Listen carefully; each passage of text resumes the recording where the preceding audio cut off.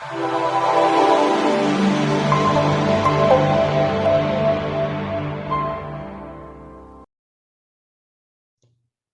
everyone, this is Rob Keynes of goldsilverpros.com. It's Monday, March 15th, 2021. And the story of this week, I think, is going to be the FOMC, which is going to meet Tuesday and Wednesday of this week, the 16th and the 17th. And we're eagerly awaiting the news that comes out of that with regards to the bond situation and what Powell and the Fed may do given that situation. I also wanted to introduce you to a gold company that also has some play on copper and zinc, which I think could be a big value to you. We'll profile that one.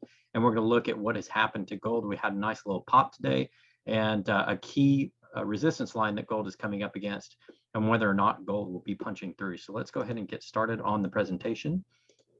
We're going to start talking about the Fed meeting minutes because, as you know, in the dollar world, the Fed is king, and whatever the dollar does affects everything around it, including the price of gold. So here on the FOMC website, we see that they're going to have a meeting here March 16th and 17th.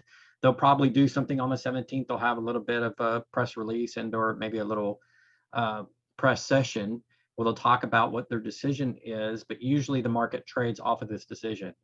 This decision is even bigger than non-farm payrolls in terms of how it affects the currency and also how it affects markets.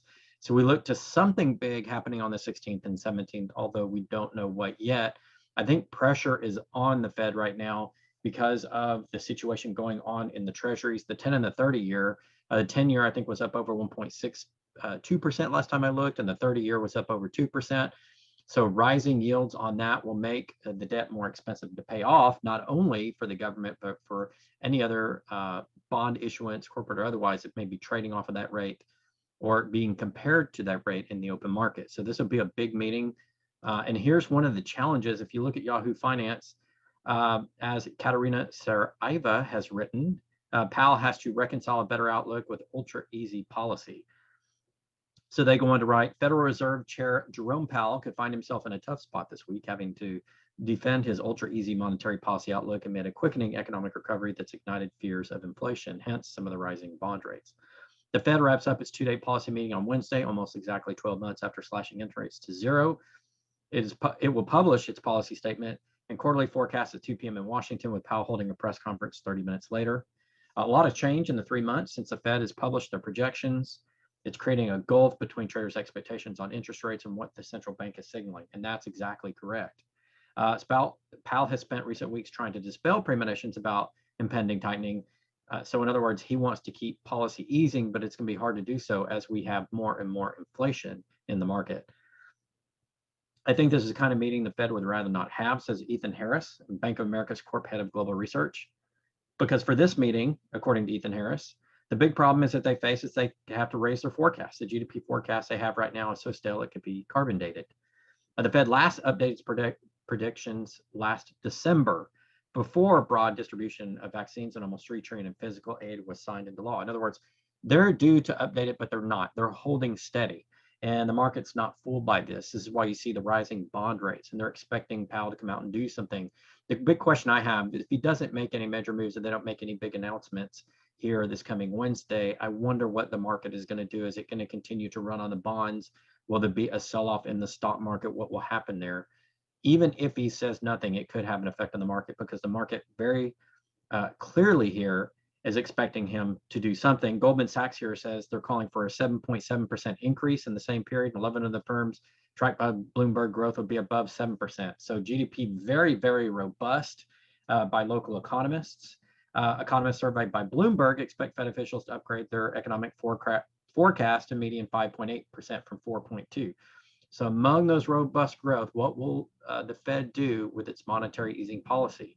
We'll see. We do know that gold is up today, traded up as high as about 1730. You can see it's had a nice little bounce. And the key resistance line I teased at the very beginning is this line right here. That's the overall trend that I've been researching or talking about basically for the last, I don't know, couple of months. We'll go back to a long-term chart here and we'll show you that trend. So here's the trend. Here's the downward trend that started in August of last year. Of course, we had that uptick after the election last year, and then it came straight down, and it came forcefully down after that, starting off in January. That's the short sellers selling, or longs maybe even taking their profits on their gold position in the futures market. That's where this chart is determined. And you can see those slightly lesser volume. There was nice volume on the original sort of long channel sell-off here, and then a little bit lighter volume. And I said in my last video, I think there's reasons why this could end for gold and gold could have a nice uptick. In the short term, whatever the Fed determines could affect the gold price, especially if they announce further tightening or further easing. Continuing with that program will affect how gold will go. I fully expect gold to react on the news.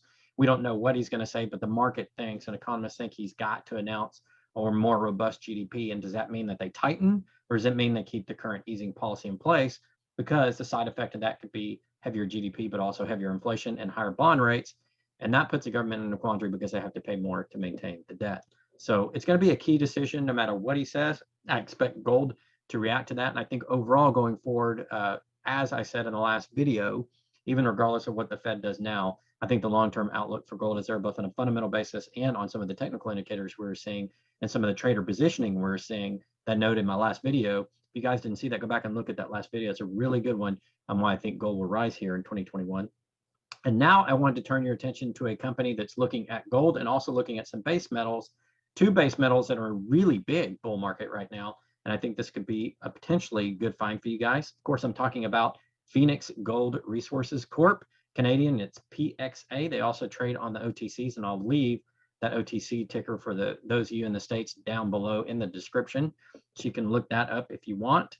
It is basically a gold company, but they also have a copper zinc play. I'm going to show you a little bit on their corporate presentation. I'm going to walk you through a couple of their projects. So they have building on past producing assets. They have a project out in Newfoundland. It's called the York Harbor property. It has historic production of 90,000 tons of ore, 3 to 12% copper and 7% zinc. Those are very, very healthy numbers, historically speaking.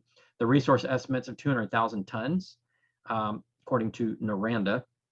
Extensive data compiled from various companies, over 19,000 meters of drilling. So this is not a greenfield, it's a brownfield where there has been past production, and it's high-grade copper and zinc with some cobalt as well, because cobalt is big in the battery industry and the electronics industry. So cobalt's a nice little side mineral to get out of the ground. Then, of course, you have the Nevada project, the one I'm really excited about. That's the Phoenix Gold Project. Of course, Nevada produces a lot of the United States' gold, the majority of it. Historical production and prolific gold region of Battle Mountain, which I have talked about before on the show. This is really good. It's adjacent to a Newmont Barrick venture. In fact, it's really close to it. And so that's really good sign because they're in an established gold district that has big companies in there putting big money in. And they have multiple ways they could go with the project. They could continue to explore it, make it more attractive. They could JV it, they could sell it or spin it out. So they've got a lot of different options there. We're going to talk first about the gold one. So let's go over here to the gold project. Battle Mountain mining district in Nevada. Nevada is considered one of the top mining jurisdictions globally. They produce most of the US's gold and a lot of gold globally. I think it was like 3% of gold globally. And I want to say 2019 or 2020, last time I checked. It's one of the largest gold producing regions in Nevada where large gold deposits are being mined. And here are some of those deposits that are in and around their project in this Battle Mountain area. And I want to call your attention to the grams per ton.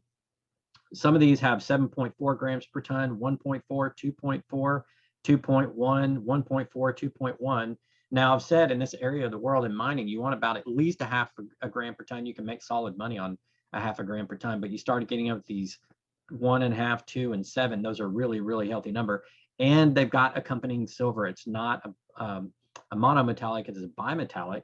So they have 28.92 grams per ton silver, 25 grams per ton silver, 8 here, 11 down here at Midas.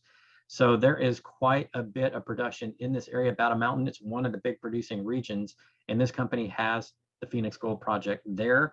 They have two. They have El Dorado and Plumas. You can see here on the map. Here's an existing mine, and they've done a 43-101 technical report. Now they have it estimated their mineral resources. They're an early stage explorer, so they're in an established area, but they're exploring the property, so they haven't done their economic analysis yet, but they do have a technical report which gives a lot more information about the property. If you're interested in seeing that on the website, it is there for you. This project is next to Nevada Gold Mines Phoenix 42 Gold Copper Mine, a JV between Barrick and Newmont. Again, big names there mining gold in Nevada. It also lies within Nevada Gold Mines' approved environmental impact statement and permitted plan of operations, which means that part of the project is already done, and that's not a hurdle that they'll have to overcome. And they're targeting the surface oxide mineralization, meaning stuff at surface, which is cheaper to get out of the ground. They're not going to go super deep on this. That's the easy gold laying there at the top. And again, if we look at some of the other projects in Battle Mountain, we see gold lying there at the top up to 7 grams per ton for these other projects, and silver up to about 28, 29 grams per ton. That's very healthy for a surface project. People can get at surface, like I said, about a half a gram per ton and still make money on it. Out there in Arizona, pretty close to this project, is Northern Vertex, which I've been covering since 2018. They have about a half to 0.6 grams per ton gold, and they're making money on that project. So definitely over here in Nevada, you can make it when you're getting 2 and 7 grams per ton gold, and then an additional nice, anywhere from 10 to 30 grams per ton silver. This is an historical account of the El Dorado property. This little paper right here. And they were talking about the shipments of gold that they got, and they translated this based on those gold prices at the time to what they were saying in terms of ounces per ton. Now we're upgrading now from grams per ton to ounces per ton. Ounces per ton is about 31 and something grams per ton if you do that calculation. So 0.53 to 0.59 ounces per ton, 0.5 ounces per ton, a third ounce per ton, 0.05 ounces per ton, and 0.039 ounces per ton. So very healthy numbers. All of these numbers would be profitable in today's terms on a surface mine under regular and everyday mining costs. Of course, we'll have to see their PEA when it comes out, and they're not there yet. Like I said, they're an early stage explorer, but they've got, in addition to this on their website, they've got a lot more information. They've got a lot about the Battle Mountain district. This is a fabulous little map here, which shows you all the different mining that's going on around their project and where their project sits. This shows you the El Dorado and the Plumas. Some studies that they've done. Here's El Dorado with some previous drill results and sampling results.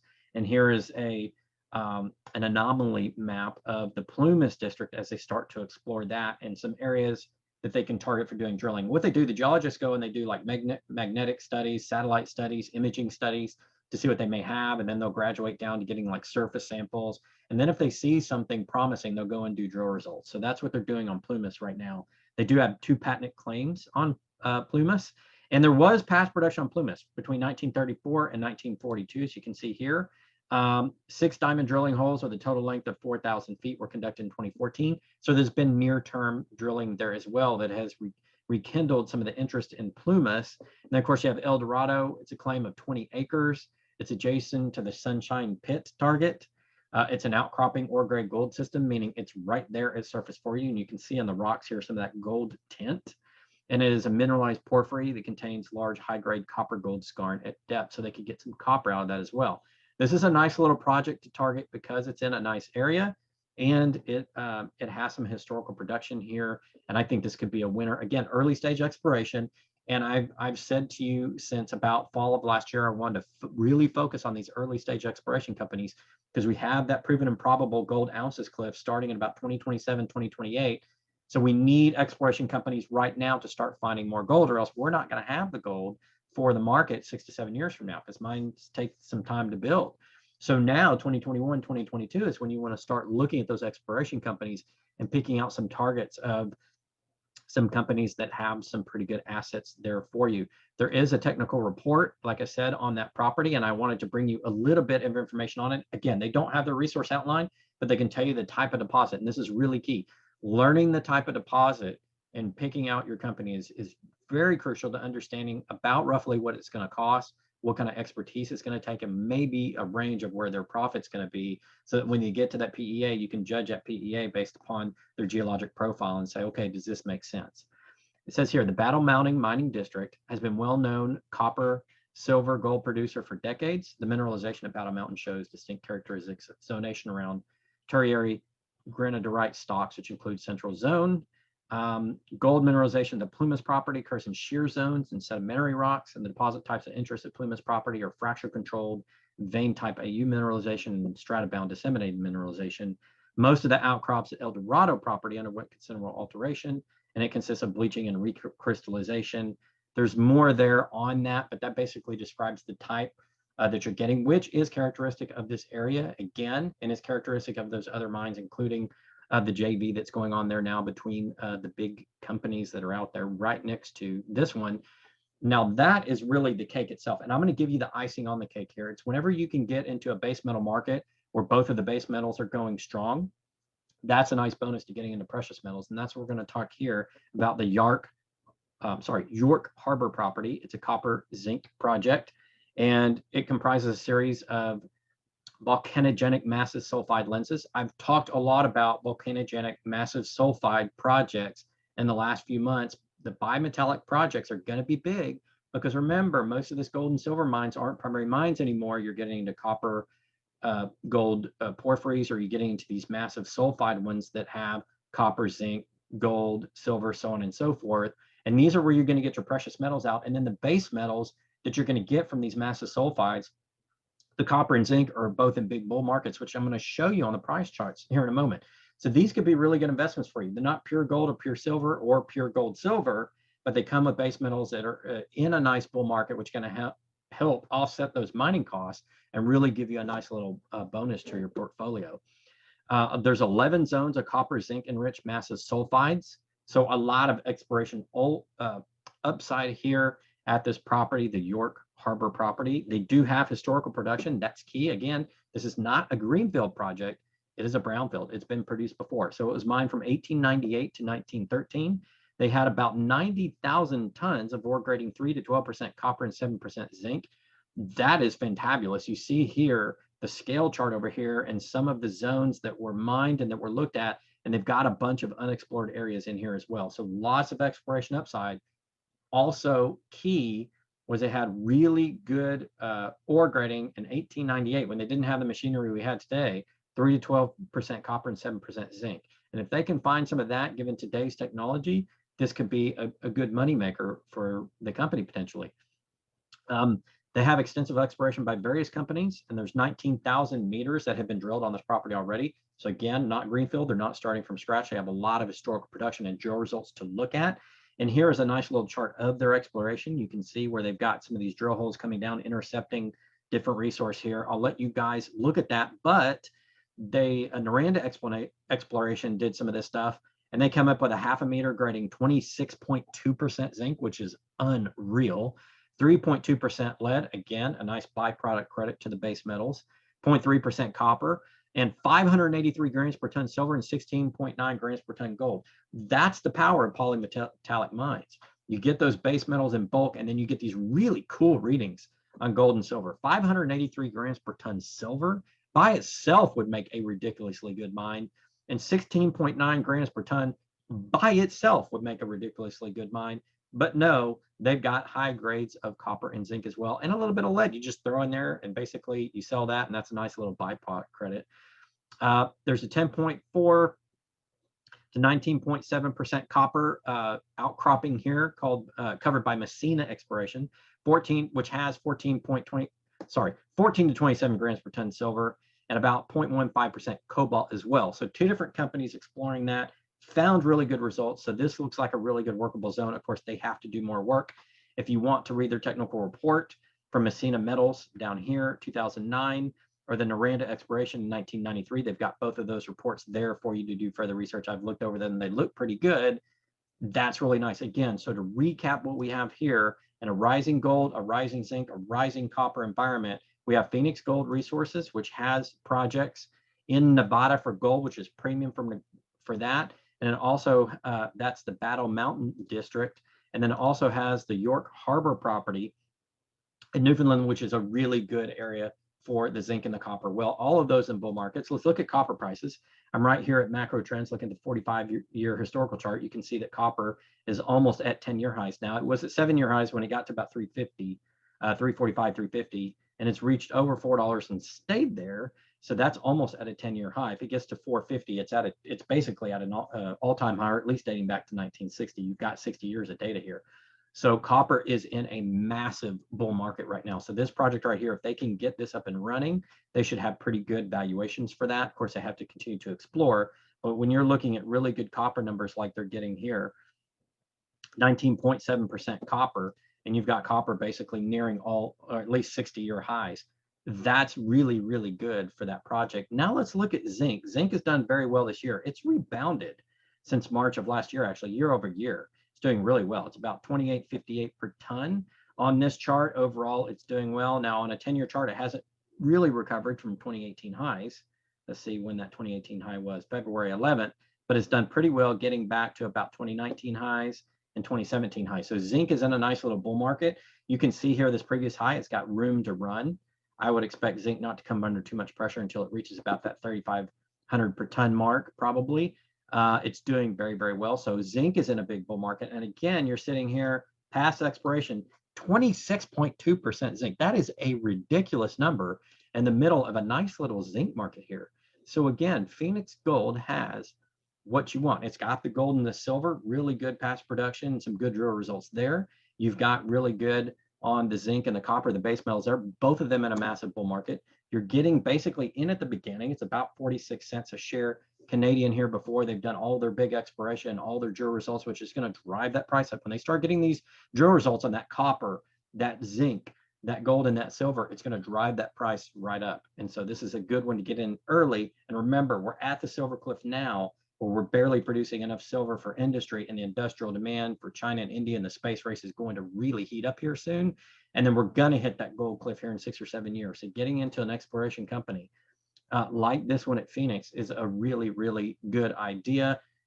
If that's the area of portfolio you need to work on. Of course, I'm not your financial advisor. Please consult your financial advisor before you make any investments in this area. I'm simply here to educate and inform, but I do believe the exploration companies are the next big boom in mining gold and silver. And hey, and if you can get those credits for the zinc and the copper as well, that's a great idea. Now, Phoenix did state that they actually may want to spin this off. So I've seen this happen quite a bit, where a company like this will concentrate on either the precious metals or base metals and spin the other one off or sell the other one off. So that would be a nice little boon to the current shareholders if that does happen. It's definitely happened in the past. Of course, as precious metals people, we probably want to see Phoenix Gold, of course, being gold in the name, want to see it stick with gold and silver, and maybe they spin off those base metals, or maybe they use that base metal mine to finance their gold exploration upside that they have there in the Battle Mountain in Nevada. That certainly would make sense. Nevada is a big area. You know, with that upcoming, what's the outlook for gold? That's really why you guys came here for the video. I think the outlook for gold is positive. Look at my previous video where I had all of those technical and fundamental indicators. I looked at trader positioning. I did a really deep dive onto the options market as well. Follow that one. It's really good.